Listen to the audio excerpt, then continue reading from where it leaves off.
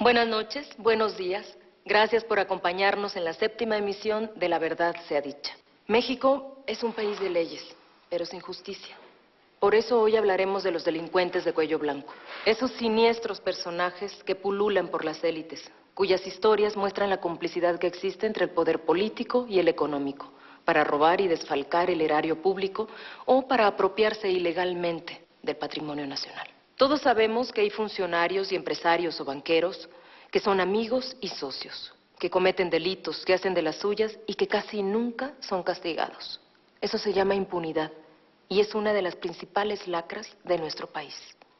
¿Quién no ha escuchado nombres como El Divino, Cabal Peniche, recientemente Francisco Gil Díaz, Marta Sagún y sus hijos, Diego Fernández de Ceballos y muchos más? ¿Quién no se indigna con su cinismo cuando se exhiben como ejemplos del éxito y de la moral pública? Se saben protegidos por el gobierno en turno. Esa es la utilidad práctica del fraude electoral. Cubrirse las espaldas entre ellos y promover rescates financieros a sus negocios con el dinero de todos nosotros.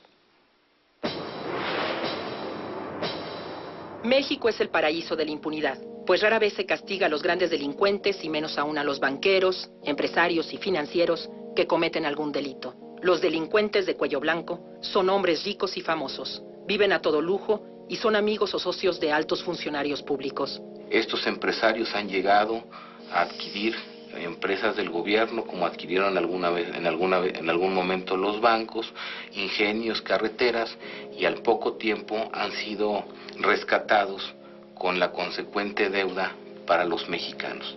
Ellos pueden comprar autoridades, jueces y legisladores, y aunque se documentan sus ilícitos, es muy difícil que se les juzgue. En los últimos años han proliferado las historias de fraude y saqueos al patrimonio nacional. El mayor quebranto financiero al país ha sido el FOBAPROA, que convirtió deuda privada en deuda pública. A pesar de que en 1995 se generó un quebranto bancario que estamos pagando todavía ahora los mexicanos y que van a pagar muchas generaciones de mexicanos, no hay un solo funcionario público en la cárcel por actos de omisión o actos de negligencia o actos de corrupción en el rescate bancario.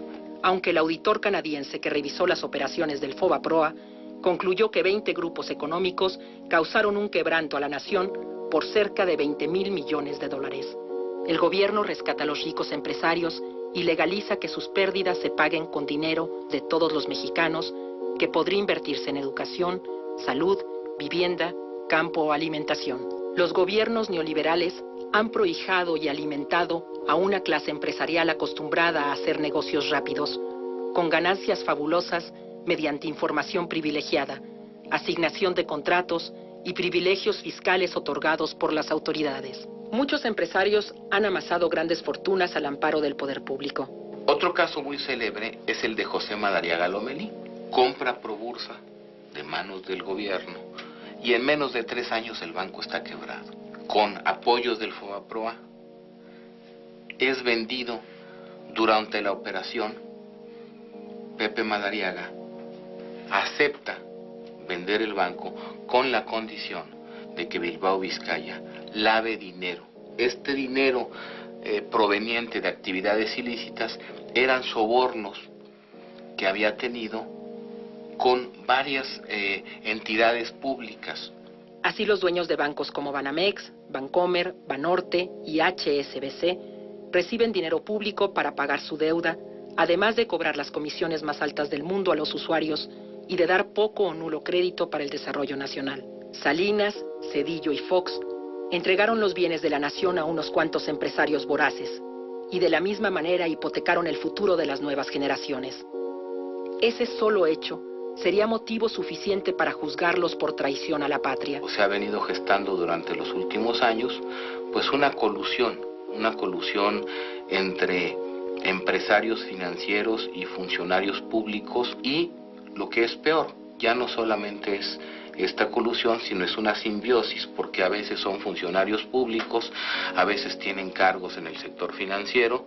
Hay muchos funcionarios que son responsables de negocios fraudulentos y de políticas que solo han beneficiado a los hombres más ricos de México y a empresas extranjeras.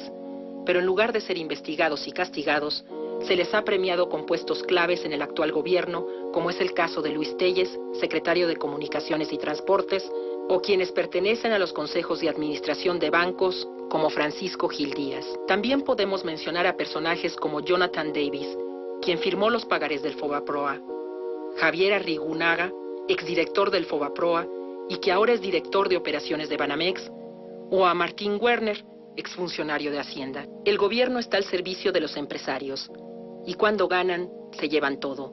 Cuando fracasan, las pérdidas las pagamos todos los mexicanos. Esta inmoralidad es el signo distintivo del neoliberalismo en México. Uno de los emblemas de esta lógica empresarial de saqueo a la nación es Francisco Gil Díaz, quien destaca por sus tropelías y fraudes y por la impunidad que lo protege desde la presidencia de la República. Este personaje ha sido clave en la historia negra de los rescates empresariales de los últimos años. Ha filtrado información a sus verdaderos patrones y ha torcido las leyes, como en la venta de Banamex a Citibank. El señor Gil Díaz se ha destacado por otorgar concesiones a un tío, a su prima hermana, a un cuñado y a un hermano para operar agencias aduanales que controlaba su propia oficina mientras se desempeñaba como subsecretario de Ingresos en el gobierno de Carlos Salinas. Después fungió como director de Avantel, cuyo dueño es Roberto Hernández, también propietario de Banamex. Ya como secretario de Hacienda del Foxismo, Gil Díaz le permitió a su verdadero jefe, Roberto Hernández, realizar la mayor operación financiera en la historia del país sin pagar un solo peso de impuestos. Banamex es un caso que retrata la impunidad financiera de los grandes empresarios. A principios de los años 90, el banco con finanzas sanas fue adquirido por Roberto Hernández. Y pocos años después, el señor Hernández lo dejó en bancarrota, pero fue rescatado con recursos públicos. Citibank compró Banamex en $12,000 millones.